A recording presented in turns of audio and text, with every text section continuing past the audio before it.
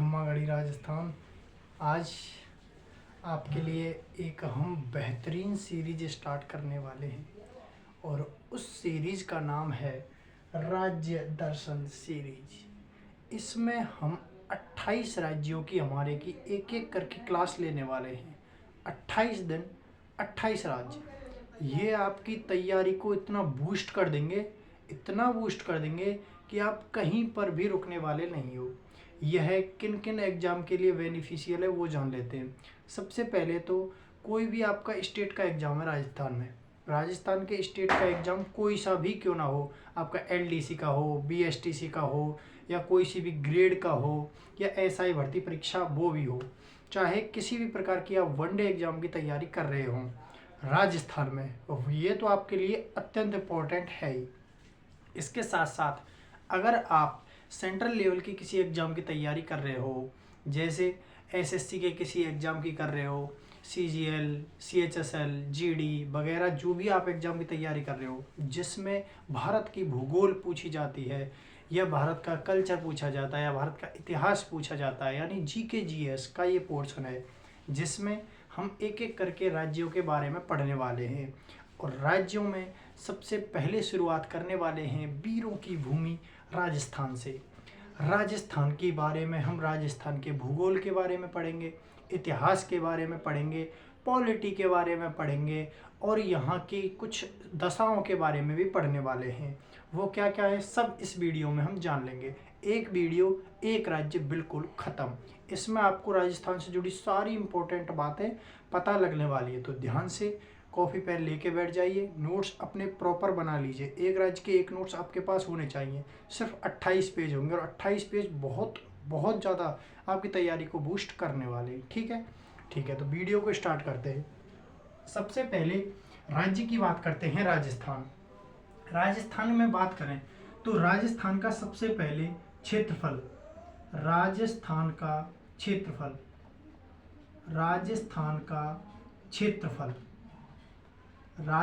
के क्षेत्रफल की बात करें तो राजस्थान का क्षेत्रफल है 3,42,239 वर्ग किलोमीटर स्क्वायर। ये राजस्थान का क्षेत्रफल है। राजस्थान की आकृति की बात करें, राजस्थान की आकृति, तो राजस्थान की आकृति है रोम्बस आकार की। रोम्बस यानी विषम कोणीय चतुर्भुज। कभी कभी एग्जाम में आपको जैसे बड़े एग्जाम में बैठते हैं तो वहाँ पर रोम्बस भी लिखा आता है, जैसे इंग्लिश में कहते हैं विषम कोणीय चतुर्भुज। ठीक है, तो याद रखेंगे रोम्बस भी कहते हैं। राजस्थान की आकृति विषम कोणीय चतुर्भुज। अगर राजस्थान की स्थलीय सीमा की बात करें, राजस्थान की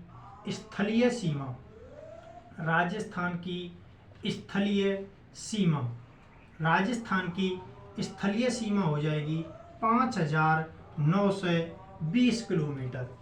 राजस्थान की अंतर्राष्ट्रीय सीमा की बात करें, राजस्थान की अंतर्राष्ट्रीय सीमा, तो अंतर्राष्ट्रीय सीमा एक देश से लगती है, वो है पाकिस्तान।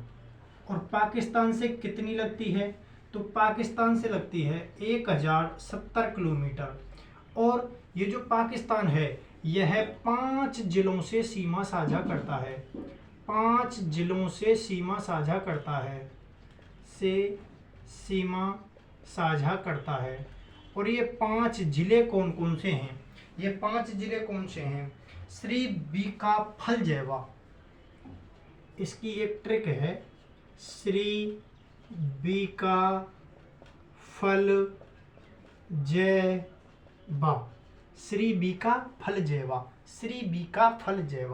श्री फॉर श्री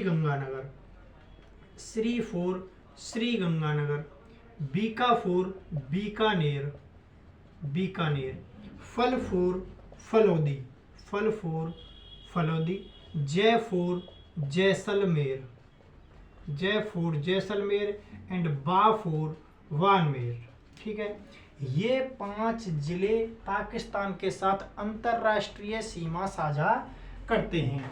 आगे अगले फैक्ट की बात करें तो अगला फैक्ट है जो ये अंतरराष्ट्रीय सीमा है इसको किस नाम से जाना जाता है? तो इसको जाना जाता है रेड क्लिफ रेखा। सर रेडक्लिफ ने इसे खींचा था, इसलिए उन्हीं के नाम पर इसका नाम पड़ गया रेड क्लिफ रेखा। आगे अगर राजस्थान के एक पॉइंट की बात करें तो राजस्थान की लंबाई, राजस्थान एक विषम कोणीय चतुर्भुज है, तो मैं सिर्फ राजस्थान की आकृति विषम कोणीय चतुर्भुज की तरह बनाऊंगा। यहाँ पर मैप बनाऊंगा तो टाइम लगेगा, इसकी वजह ये राजस्थान की उत्तर से दक्षिण लंबाई, राजस्थान की उत्तर से दक्षिण लंबाई है 826 किलोमीटर। राजस्थान की पूरब से पश्चिम लंबाई है 869 किलोमीटर। ठीक है, ये राजस्थान की लंबाइयाँ हैं। तो राजस्थान की उत्तर से दक्षिण लंबाई, उत्तर से दक्षिण लंबाई कितनी है? तो 826 किलोमीटर। ये राजस्थान की उत्तर से दक्षिण लंबाई हो जाएगी। राजस्थान की पूर्व से पश्चिम लंबाई, पूर्व से पश्चिम लंबाई की बात करें तो 869 किलोमीटर। ये राजस्थान की पूर्व से पश्चिम लंबाई है। आगे राजस्थान के अगले पॉइंट की बात करें तो यहाँ से ये जो हमारा भारत है, ये हमारा भारत है,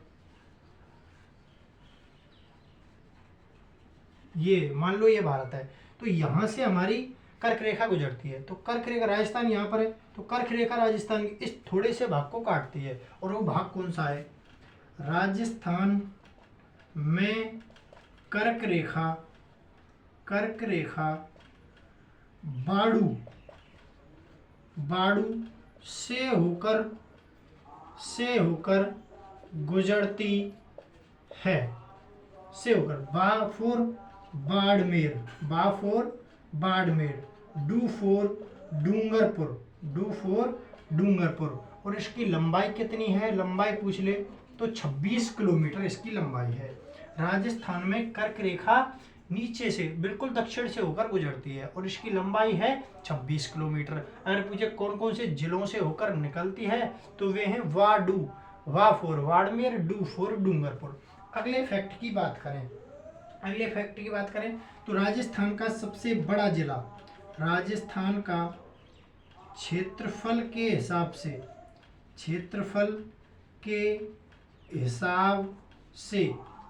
सबसे बड़ा जिला, तो राजस्थान का क्षेत्रफल के हिसाब से सबसे बड़ा जिला हो जाएगा जैसलमेर। कौन सा है? जैसलमेर। अगर राजस्थान का सब क्षेत्रफल के हिसाब से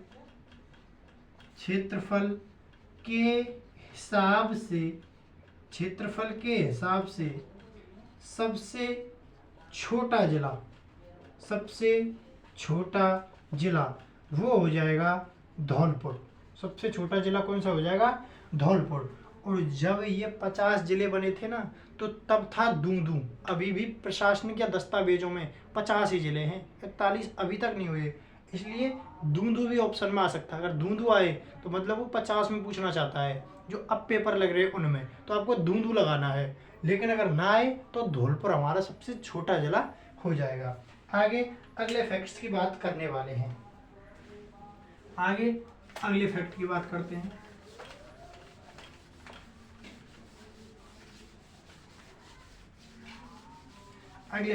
करते हैं। फिलहाल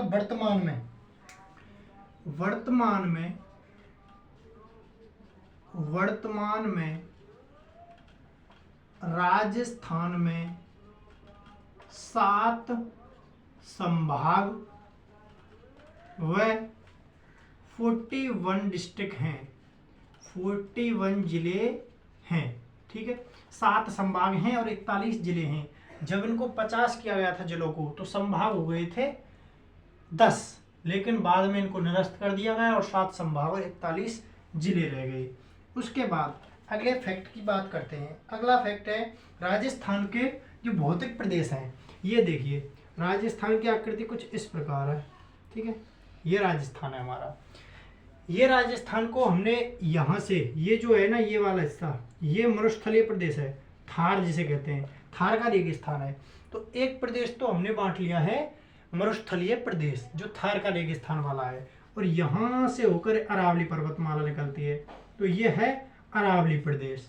ठीक है, और ये पूरब का उपजाऊ मैदान है, ये पूरब में सबसे उपजाऊ भूमि राजस्थान में इसी जगह पर है, पूर्वी भाग में, तो पूरब की उपजाऊ भूमि है। और इस जगह पर, यहाँ पर कौन सा है, मालवा का पठार, मालवा यानी दक्षिण का पठार, इस जगह पर कोटा, बूंदी, हड़ौती का पठार जिसे कहते हैं हम, कोटा, बूंदी, बारां, इनमें झालावाड़, यहाँ पर जो मालवा का पठार है। 4 प्रदेशों में हमने राजस्थान को बांटा है। तो राजस्थान को 4 भौतिक प्रदेशों में बांटा गया है। राजस्थान को 4 भौतिक प्रदेशों में बांटा गया है। 4 भौतिक प्रदेशों में बांटा गया है। 4 भौतिक प्रदेशों में बांटा गया है। और भी 4 भौतिक प्रदेश कौन से हैं? सबसे पहले मरुस्थलीय प्रदेश, मरुस्थलीय प्रदेश। दूसरे की बात करें तो अरावली पर्वतमाला, अरावली पर्वतमाला। तीसरे की बात करें तो पूर्वी मैदानी क्षेत्र या पूर्वी मैदान।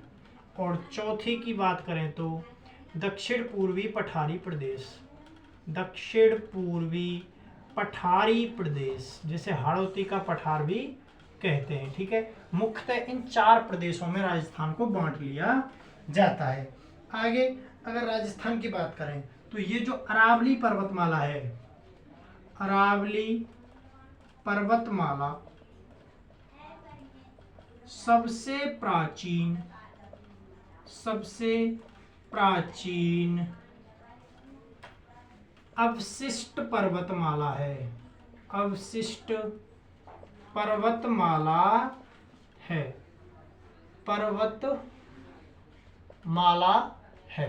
ठीक है, ये जो अरावली पर्वतमाला है वो सबसे प्राचीन, अवशिष्ट नहीं, बलित, मोड़दार, बलित पर्वतमाला है। मोड़दार मतलब इसमें इस तरह फोल्डेड माउंटेन जिसे कहते हैं, वलित पर्वतमाला है अरावली। ठीक है, आगे अगले फैक्ट की बात करें तो अरावली की कुल लंबाई की बात करें तो अरावली की कुल लंबाई, अरावली की कुल लंबाई, अरावली की कुल लंबाई है 692 किलोमीटर। अरावली जहाँ से शुरू होती है, यानी अरब सागर से अरावली शुरू होती है, और अरब सागर से शुरू होकर कहाँ तक जाती है, दिल्ली की रायसीना हिल्स तक। तो यहाँ से लेकर यहाँ तक इसकी कुल लंबाई है 692 किलोमीटर। लेकिन राजस्थान में इसकी लंबाई कितनी है तो 550 किलोमीटर, यानी लगभग 80% भाग इसका राजस्थान में स्थित है। तो राजस्थान की कुल लंबाई है 692 किलोमीटर, जिसमें से लगभग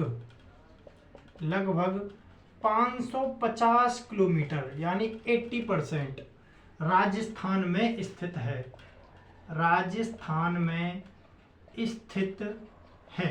ठीक है, अगले फैक्ट की बात करते हैं। अगला फैक्ट है राजस्थान की सबसे ऊंची चोटी जो अरावली पर ही स्थित है।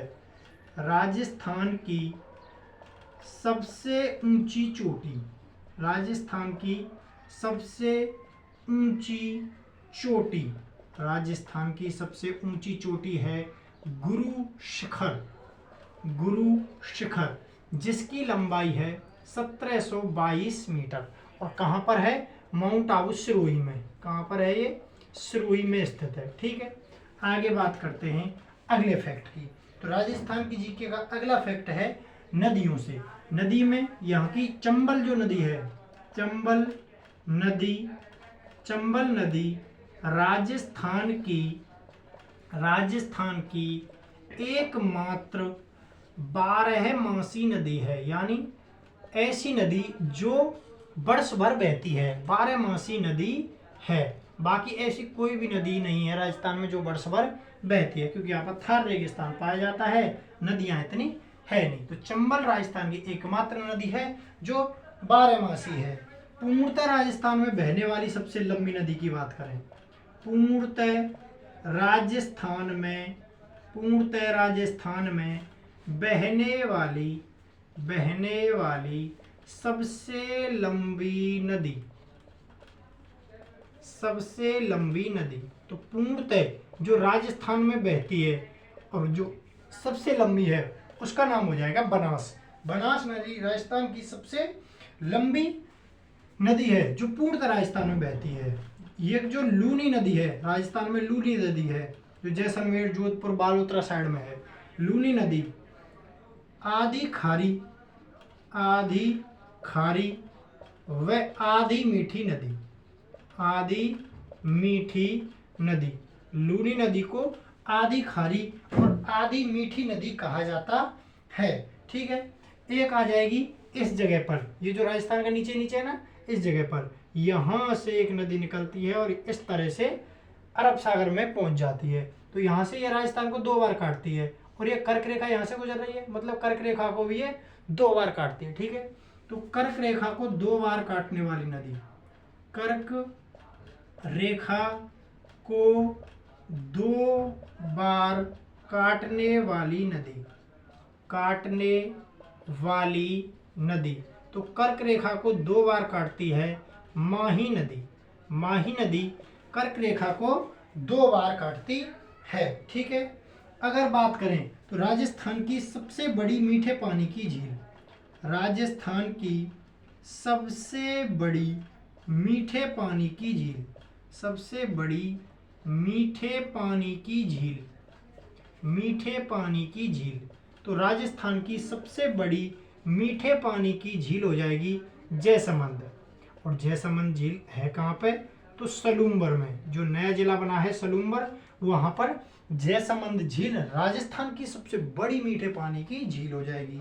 अगर बात करें सबसे खारी मीठे पानी की नदी, सबसे खारी नदी, सबसे खारी झील जिसमें सबसे ज़्यादा नमक है वो है सांभर झील। कौन सी है?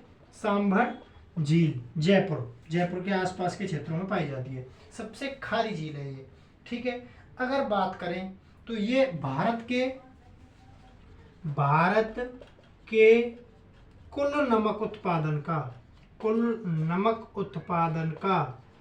8.7% उत्पादन करती है। यानी जितना भी नमक पूरे भारत में निर्माण किया जाता है उस पूरे नमक का 8.7% भाग अकेले सांभर झील से उत्पादन किया जाता है। ठीक है, हमने बहुत इंपॉर्टेंट बातें इसकी पढ़ ली हैं और आगे के फैक्ट्स पर बात करने वाले हैं। अब हम आगे है कि जो ये एक झील और है, ये यहाँ पर मैं राजस्थान फिर से बना देता हूँ, ये राजस्थान है। इस जगह पर एक झील है जिसे कहते हैं नक्की झील। कौन सी? नक्की झील। ये माउंट आबू में है, इसलिए सबसे ऊंची झील है, इसलिए ये सबसे ऊंची झील हो जाती है ये नक्की झील। ठीक है, नक्की झील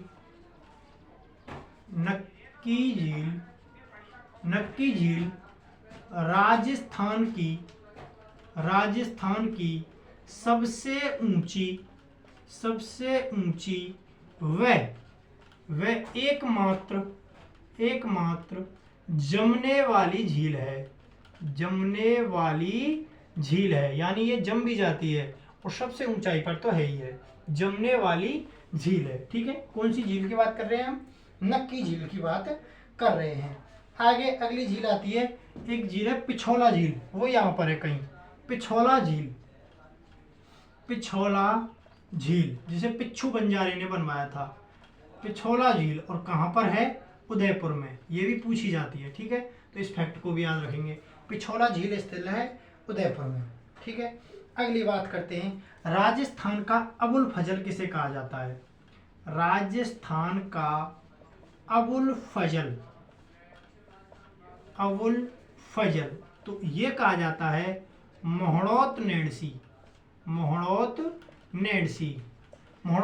को। इनकी रचनाएं बता सकता है कोई? रचनाएं किस भाषा में है यह आपको बताना है। मोहड़ोत नेडसी की रचनाएं किस भाषा में निर्माण किया गया है यह आपको कमेंट बॉक्स में जरूर उत्तर देना है। आगे बात करते हैं हम अगले फैक्ट की। अगला फैक्ट हो जाएगा हल्दी घाटी युद्ध। हल्दी घाटी युद्ध जो सबसे ज्यादा पूछा जाता है, हल्दी घाटी युद्ध। हल्दी घाटी युद्ध हुआ था 18 जून 1576 को। हल्दी घाटी का युद्ध 18 जून 1576 को लड़ा गया, लेकिन कुछ सोर्सेज में 21 जून 1576 भी आता है। तो याद रखेंगे ऑप्शन में एक ही डेट आएगी, या तो 15 जून, 18 जून या फिर 21 जून। आपको प्रायोरिटी हमेशा 18 जून को ही देनी है, लेकिन 18 जून ना हो और 21 जून हो तो 21 जून जो है वो आपका उत्तर हो जाएगा। ठीक है। और ये युद्ध किस किस के मध्य लड़ा गया ये भी पूछा जाता है। यह युद्ध महाराणा प्रताप और जो अकबर का सेनापति था राजा मानसिंह, उनके मध्य लड़ा गया था। ठीक है। और इसमें महाराणा प्रताप की विजय हुई थी। आगे बात करते हैं हम अगले फैक्ट की।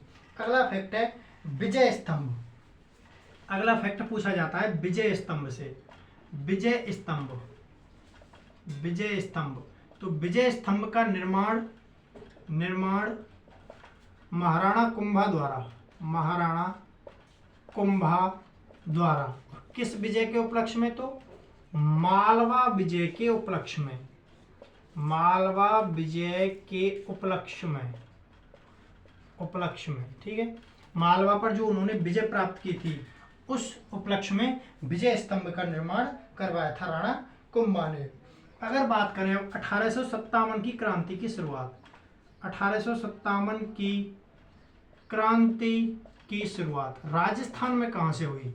अगर प्रॉपर राजस्थान में आ जाए तो वो हो जाएगा नसीराबाद छावनी से, नसीराबाद छावनी से। ठीक है। उसके बाद तो हर जगह विद्रोह हो गया। 1857 की क्रांति की शुरुआत होती है नसीराबाद छावनी से। आगे विजय सिंह पथिक, विजय सिंह पथिक। विजय सिंह पथिक को राजस्थान में किसान आंदोलन का जनक कहा जाता है। तो प्रश्न पूछा जाएगा कि किसान आंदोलन का जनक किसे कहा जाता है, और 4 ऑप्शन दे देगा और उनमें से आपको बताना है कि विजय सिंह पथिक को राजस्थान में किसान आंदोलन का जनक कहा जाता है। अगर अगले फैक्ट की बात करें तो अगला फैक्ट है राज्य नृत्य क्या है? राजस्थान का राज्य नृत्य, राज्य नृत्य की बात करें तो वो हो जाएगा घूमर। अगर ऊंट महोत्सव की बात करें, ऊंट महोत्सव, तो ये हो जाएगा बीकानेर में, बीकानेर में। अगर राज्य वृक्ष की बात करें, राज्य वृक्ष, तो वो हो जाएगा खेजड़ी, खेजड़ी। उसके बाद राज्य फूल की बात करें, राज्य फूल, तो वो हो जाएगा आपका पलाश या रोहिड़ा। ठीक है, रोहिड़ा।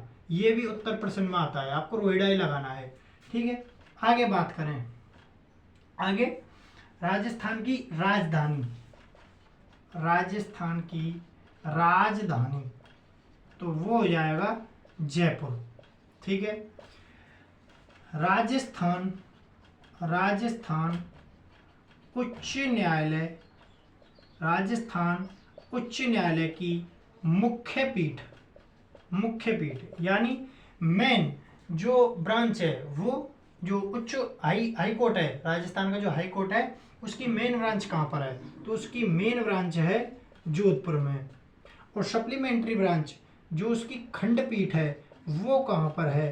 तो वो हो जाएगी आपकी जयपुर में। ठीक है। इन फैक्ट को भी आप याद करके रखेंगे।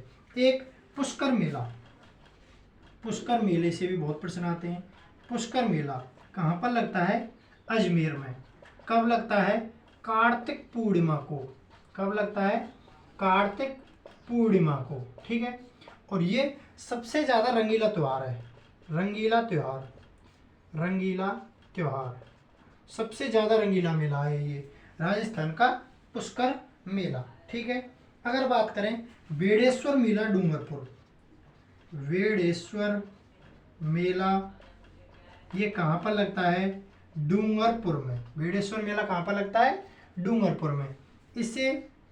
इसे आदिवासियों का कुंभ कहा जाता है, इसे आदिवासियों का कुंभ कहा जाता है। ठीक है। बेड़ेश्वर मेले को आदिवासियों का कुंभ कहा जाता है। ठीक है, यहाँ तक ये फैक्ट्स आपके कंप्लीट हो गए। आगे और फैक्ट की बात करने वाले हैं जो राजस्थान से संबंधित है। उससे पहले आपसे मैं एक प्रश्न पूछ लेता हूँ, राजस्थान की स्थापना किस दिन हुई थी? किस तिथि को राजस्थान का स्थापना दिवस मनाया जाता है? ये भी आपको कमेंट बॉक्स में बताना है। आगे मैं अगले फैक्ट की बात करता हूँ। तो थेवा कला, यहाँ से पिछली बार भी प्रश्न पूछा गया था पीसीएस एग्जाम में। थेवा कला, थेवा कला प्रतापगढ़ की प्रसिद्ध है, प्रतापगढ़ की। और थेवा कला होती क्या है? तो कांच जो है, कांच के ऊपर सोने की नक्काशी, सोने की नक्काशी। और जो ये काम करते हैं ना, वो किसी को इस काम के बारे में बताते नहीं हैं। तो एक ही घराना है जो ये काम करता है। थेवा कला प्रतापगढ़ की प्रसिद्ध है। और थेवा कला होती क्या है? कांच पर जो सोने की नक्काशी की जाती है उसी को थेवा कला कहा जाता है। अगले फैक्ट की बात करें तो ब्लू पॉटरी से आता है एक प्रश्न ब्लू पॉटरी से भी पूछा जाता है। ब्लू पॉटरी, जब जेडी विंस हमारे यहाँ पर यात्रा करने के लिए आए थे ना जयपुर में, तो जेडी विंस को भी ब्लू पॉटरी गिफ्ट की गई थी। और कहाँ की थी वो ब्लू पॉटरी? जयपुर की। ब्लू पॉटरी कहाँ की प्रसिद्ध है? जयपुर की। कृपाल सिंह शेखावत द्वारा, कृपाल सिंह शेखावत द्वारा, किसके द्वारा ब्लू पॉटरी की शुरुआत की गई? तो कृपाल सिंह शेखावत ने इसको अंतरराष्ट्रीय स्तर पर पहचान दिलाई थी। ठीक है, अगर बात करें अब कालबेलिया नृत्य की, यहाँ से बहुत बार एसएससी ने प्रश्न पूछे हैं कालबेलिया नृत्य। और स्टेट का तो कोई ऐसा एग्जाम नहीं हुआ जिसमें ये प्रश्न नहीं आता। कालबेलिया नृत्य को यूनेस्को द्वारा 2010 में अमूर्त सांस्कृतिक विरासत सूची में शामिल किया गया। कब? 2010 में। अगले फैक्ट की बात करते हैं। तो अगला फैक्ट हो जाएगा चित्तौड़गढ़ दुर्ग से। चित्तौड़गढ़ दुर्ग, इस दुर्ग को किलों का सिरमौर कहा जाता है। किलों का सिरमौर किस दुर्ग को कहा जाता है? तो वो हो जाएगा चित्तौड़गढ़ दुर्ग। अगला फैक्ट पूछा जाता है आपका कुंभलगढ़ दुर्ग से। कुंभलगढ़ दुर्ग, तो इस दुर्ग की दीवार 36 किलोमीटर लंबी है। 36 किलोमीटर लंबी है, जो इसलिए इसे भारत की महान दीवार कहा जाता है, जो चीन की महान दीवार के बाद दूसरा स्थान रखती है। आगे बात करते हैं कुंभलगढ़ दुर्ग के बाद जूनागढ़ दुर्ग की। जूनागढ़ दुर्ग, और जूनागढ़ दुर्ग स्थित कहाँ पर है? ये स्थित है बीकानेर में। इसका उपनाम है जमीन का